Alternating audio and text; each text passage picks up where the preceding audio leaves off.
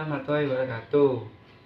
Nama saya Ahmad Saifuddin, NIM E20192058 dari Prodi S2 atau Ekonomi Syariah. Akan menjawab pelajaran dari ekonomi mikro. 1. Paparkan definisi akidah sebagai fondasi dalam ekonomi syariah, yaitu fondasi merupakan kondisi masyarakat yang perlu ada agar pilar dapat tegak dan hasilnya tujuan ekonomi syariah dapat dicapai. 2. Mengapa maslahah menjadi tujuan antara dalam mencapai falah? Jawabannya, karena masalah merupakan kesejahteraan umum yang sulit untuk dilakukan karena untuk hanya masalah ekonomi, tapi masalah agama dan kemudian intelektual dan akal, keluarga dan keturunan, nas, jiwa, nafs dan material, dan jika semua sudah terpenuhi maka akan tercapai falah tersebut. 3. Apa definisi falah? Falah merupakan seruan kepada kaum muslimin untuk meraih kemenangan menurut Ustadz Tuba Jazil bin Damhuri. Falah secara bahasa diambil dari afala, yaitu yang berarti kemenangan, kesuksesan dan kemuliaan. Kemenangan dan kemuliaan yang dimaksud adalah dalam hidup di dunia dan di akhirat. 4. Apa saja kajian dari ekonomi mikro Islam?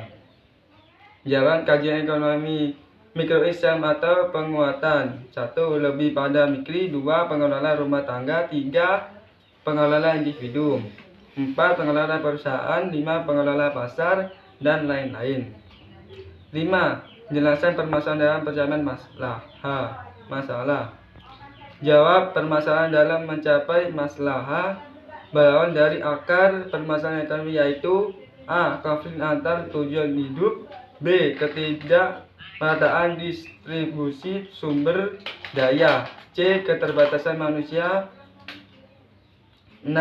Apa definisi konsumsi? Jawab, konsumsi adalah suatu kegiatan yang bertujuan mengurangi atau menghabiskan pada suatu benda dan jasa dalam rangka pemenuhan kebutuhan dan kepuasan secara langsung. 7. Bagaimana perbedaan kebutuhan dan keinginan? Jawab, kebutuhan manusia adalah segala sesuatu yang diperlukan agar manusia berfungsi secara sempurna, berbeda dan lebih mulia daripada makhluk-makhluk lainnya. Sebagai misal baju sebagai penutup aurat, sepatu sebagai pelindung kaki, dan sebagainya. 8. Bagaimana perbedaan kepuasan dan maslahah? Kepuasan merupakan suatu akibat dari terpenuhi suatu keinginan, sedangkan maslahah merupakan suatu akibat atas terpenuhinya suatu kebutuhan atau fitrah. 9. Coba terangkan formulasi maslahah. Jawab, maslahah sebagai dipaparkan di depan bahwasanya dalam masalah tergantung unsur manfaat dan berkah. Tulisannya nomor 10. Paparkan cara mengukurkan maslahah pada konsumsi yang duniawi dan ukhrawi.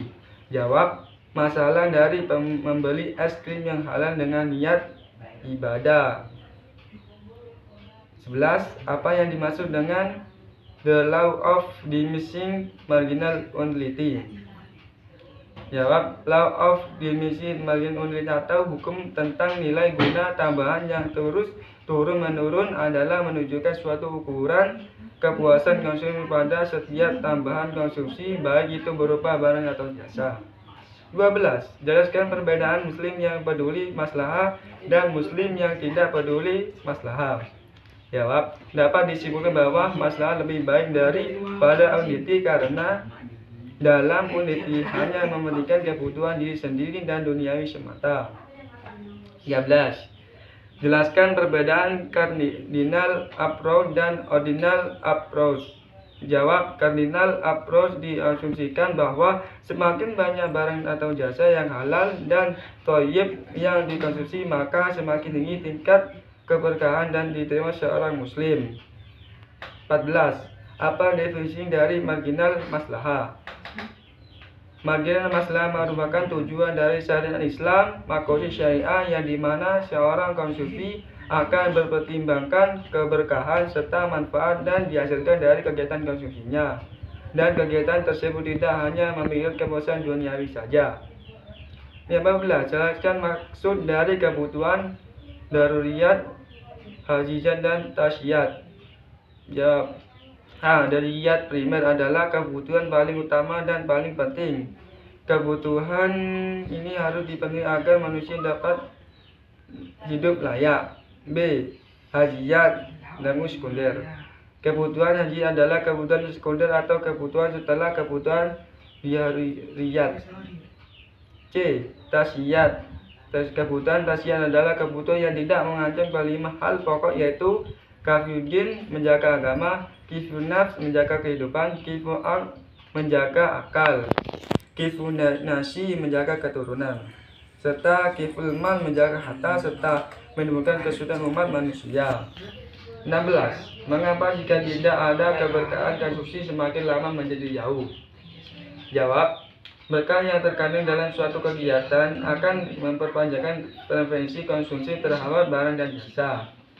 17. Jelaskan perbedaan barang komplementer dan substitusi. Jawab. Perbedaan barang subsidi dan barang komplementer. Perbedaan antara barang subsidi dan barang dari komplementer terletak dari nilai kepuasan konsumsi terhadap kedua barang tersebut. 18. Apa definisi dari komplementer sempurna, dekat, dan jauh? A. Komplementer sempurna. Tingkat komplementer sempurna terjadi jika konsumsi dari suatu barang menghasilkan tidak bisa tidak konsumsi untuk mengonsumsikan barang yang lain sebagai penyerta dari barang pertama yang dikonsumsi. B. Komplementer dekat. Komplementer dekat bisa digambarkan ketika seorang mengkonsumsi atau memakaikan suatu barang, maka dia mempunyai kemungkinan yang besar untuk mengkonsumsi barang yang lain. C. Komplementer jauh. Tingkat komplementaritas yang jauh disebabkan karena hubungan antara kedua barang adalah rendah. 19. Apa definisi dari substitusi sempurna, dekat, dan jauh? Jawab. A. Substitusi sempurna. Hubungan antara dua buah barang dikatakan substitusi sempurna jika menggunakan dua buah barang tersebut jika ditukar satu sama lainnya tanpa mengurangi sedikit pun kepuasannya konsumsi dalam menggunakannya. B. Substitusi dekat. Dua buah barang bisa dikatakan substitusi dekat jika fungsi kedua barang tersebut mampu menggantikan satu sama lain. Namun demikian pengertian suatu terhadap yang lainnya di sini menimbulkan perbedaan kepuasan yang mereka peroleh. C. Substitusi jauh. Dua buah barang kategori sebagai substitusi jauh jika dalam penggunaannya konsumsi bisa mengganti suatu barang dengan barang lainnya hanya dalam keadaan terpaksa saja. 20. Berikan contoh masing-masing dua komplementer sempurna, dekat, jauh, dan substitusi sempurna, dekat, jauh, dan jauh. Jawab. A. Komplementer sempurna. Contoh di sini adalah konsumsi mobil atau motor pasti harus disertai dengan konsumsi bensin atau BBM. B. Komplementer dekat. Contoh di sini adalah konsumsi atau penggunaan sepatu oleh seseorang. C. Komplementer jauh. Contohnya adalah penggunaan baju dengan menggunakan dasi, juga penggunaan baju dengan menggunakan parfum. Substitusi. Substitusi sempurna. Contoh adalah substitusi terhadap gula. B. Substitusi dekat. Contoh adalah misal seorang perokok yang telah menyukai merek tertentu, mereka akan selalu merokok dari merek pilihan tersebut. C. Substitusi jauh. Contoh adalah nasi beras dengan roti gandum. Meskipun roti bisa mengganti nasi, namun bagi kebanyakan orang Indonesia mereka tidak akan makan roti sebagai menu utamanya sepanjang masih ada nasi. Contoh lainnya adalah papeda dengan jagung, penjelasannya sama seperti hanya di atas. Sekian, terima kasih. Wassalamualaikum warahmatullahi wabarakatuh.